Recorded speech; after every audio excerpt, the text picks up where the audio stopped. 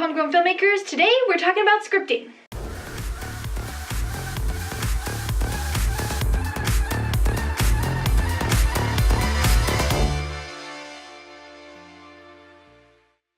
So if any of you follow me on Instagram, then you know that I've been working on a script recently. It's for the Homegrown Film Intensive, which is in March.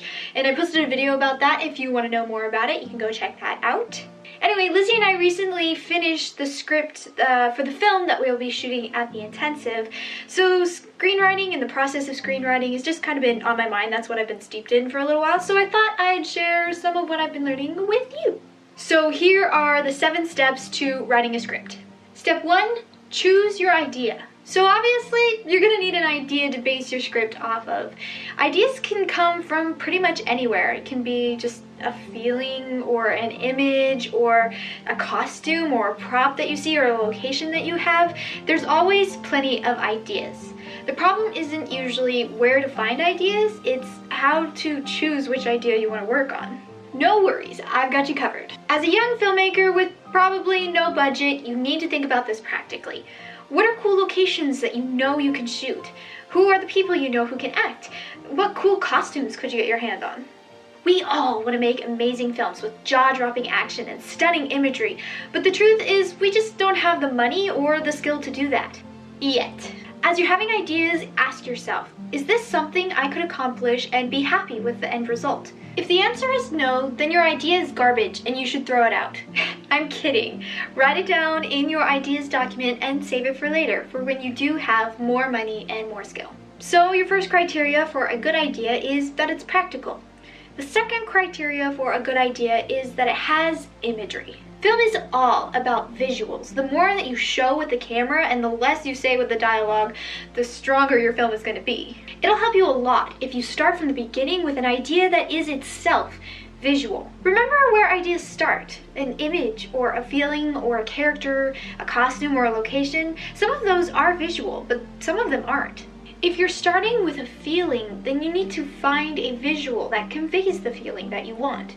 So now that you have your idea, it's time to build the story, which leads us to step 2, come up with your ending first. Although that may sound backward at first, I promise you that if you start with your ending first, your story structure will be far stronger and the writing process will be a lot easier on you. So why do you need to start with the ending? Because stories need to have arcs. The audience stays interested when it feels like you're taking them somewhere, that there's a destination. Too often you see films that have a beginning that's really, really interesting, but the further you get into the film, the more muddled it becomes, and when you get to the ending, there's just no sense of conclusion. Like the writer just slapped on an ending instead of having somewhere that they were trying to get to the whole time. Figuring out your ending first allows you to build your story toward that ending, and it makes the writing process easier because you're not staring out toward a black hole of nothingness trying to figure out what to type next. There's a goal that you're trying to get to, a final picture of where you want to end up. Figuring out your ending first will also help you on a practical level. Secondary to the story arc, there's a visual arc, a sort of leveling up of intensity and spectacle. Think of a big superhero movie like The Avengers. There's some fun action at the beginning, but as you go through the film, the action builds and builds till it all comes to a head with an all-out alien invasion. And it doesn't have to be an action crescendo. In Captain America Civil War, the big action scene is in the middle of the film, and the climactic battle is much smaller, but by far the most emotionally intense moment of the film. The point being that if you start at the beginning, you're likely to write something big and exciting and dramatic. But as a no-budget filmmaker, you run up against the question of, how do I get bigger from there? By starting at the end, you can intentionally put the biggest, most exciting, most dramatic moment that you feel you can pull off at the end, and then build toward it. But Annie, how do I find the ending of my film? Good question. Sometimes your original idea is the ending of your film, but most of the time it's not. You have to do a little more digging to find your ending. And by ending, I don't mean the last scene or the last shot. I'm talking about the climactic moment. That is the real question that you're trying to answer. What is the climax of my story? And when I'm trying to come up with a climactic moment, I use this little trick. Make your climactic moment a choice, a reveal, or the attainment of a goal. Remember that film is visual. When coming up with a choice, a reveal, or the attainment of a goal, it needs to be something visual, something that the characters do. It can't just be thoughts in their head. It takes a little time, some digging, and some imagination, but using that tip, it's usually pretty easy to find the end of your story. Once you have the end, you can keep moving forward. On to step number 3, create a tone. So you have your idea, you have your ending, and you're gonna need to start filling in the blanks of your story, but first, it's a good idea to start filling your mind with what I call imagination fertilizer. What you really need is just to have more ideas. What are some cool things that you want to see? What kind of characters do you like? Is there a specific line of dialogue going through your head? Is there a certain shot or technique that you want to try out? This is the time to just have random ideas that might fit in with your story. It's never a waste to have ideas, even if you might not end up using them. As Pixar put it, discount the first thing that comes to mind. And the second, third, fourth, fifth, get the obvious out of the way. Surprise yourself. You want to start creating a clear picture in your mind of what the film is going to feel like, look like, what the characters are going to be like. You need to visualize. And there's some things to help you with that.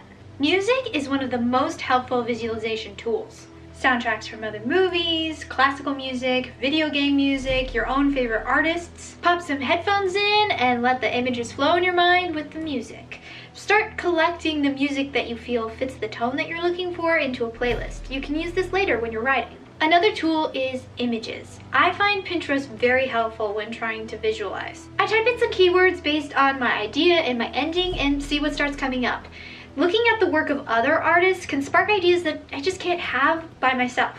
Character art, costumes, locations, filling your brain with imagery will help you fill in the details. And lastly, other films and short films. Is your idea a specific genre? Sci-fi, fantasy, drama? Look at other short films of the same genre or sequences from feature films. What have other people already done? Could you put your own spin on it? What do you like or not like? Watching films of the same genre will help you get a good sense of pacing and tone. The idea isn't to copy other people, it's just to get inspiration and ideas. Step number 4, outline. Alrighty, now that you've beefed up your imagination, it's time to start writing your outline. To me, this part always feels like putting together a puzzle. You have your big picture of what you want it to look like, and you just have to kind of fit all the pieces together.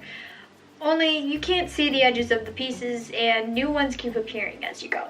First thing you need to do is find your beginning. If you already have your ending in place, this is relatively simple. You need to start setting up your main character and setting up your climactic moment.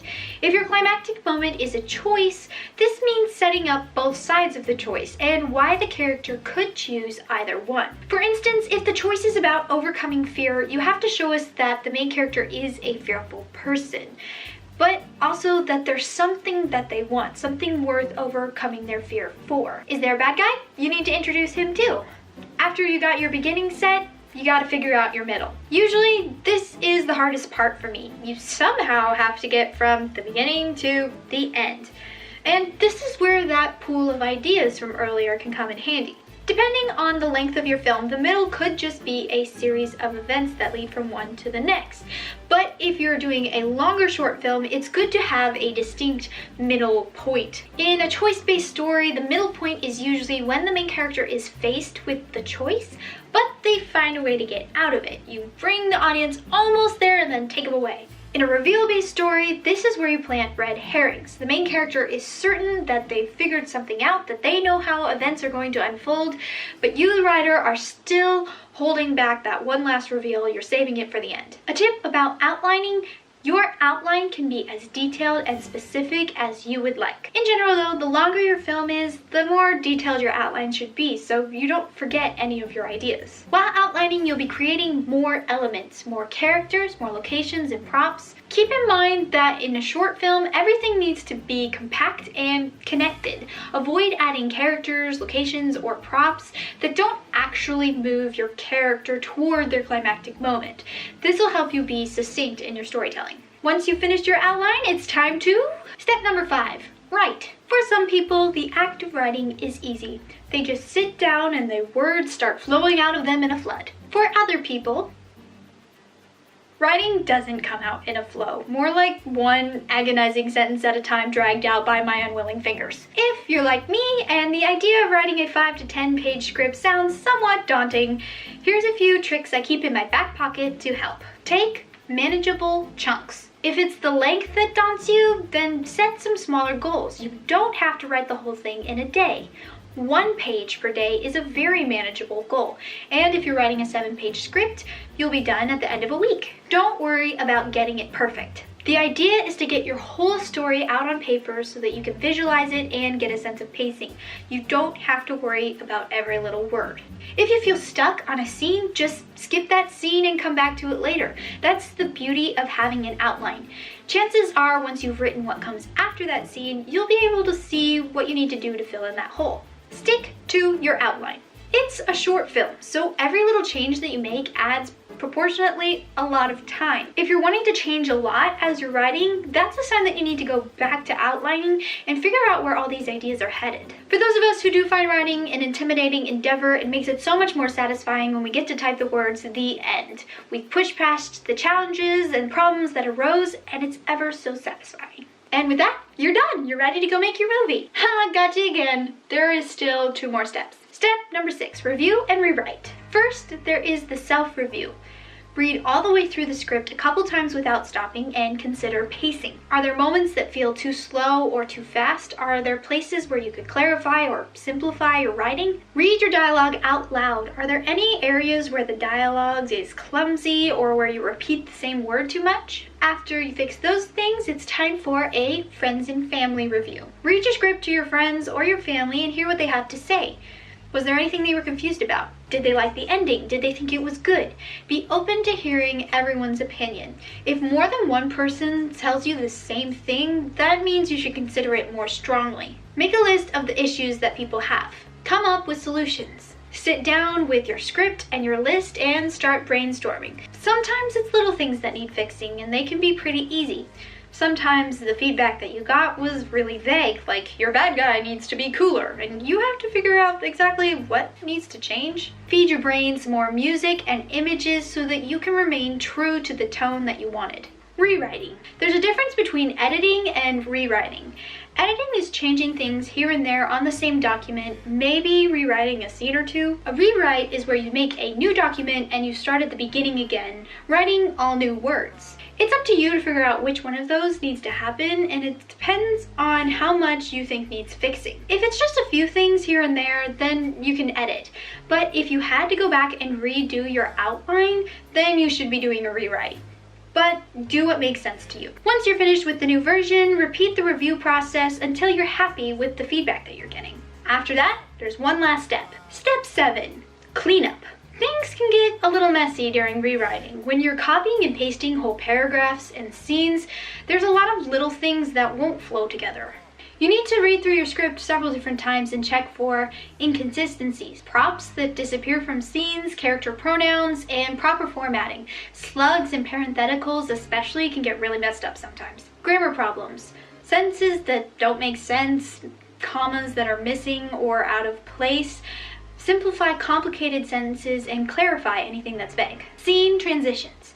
How are you going to get from one scene to the next? Although this may seem like an unimportant point, it really pays off to think through your scene transitions. And lastly, create a title page. Perhaps you already have a title. For me, the title is usually the last thing that I figure out. Sometimes we don't even have a title until it's about to be released and we absolutely have to have one. In any case, you need to create a title page. You want to put your title and your name, and that's it.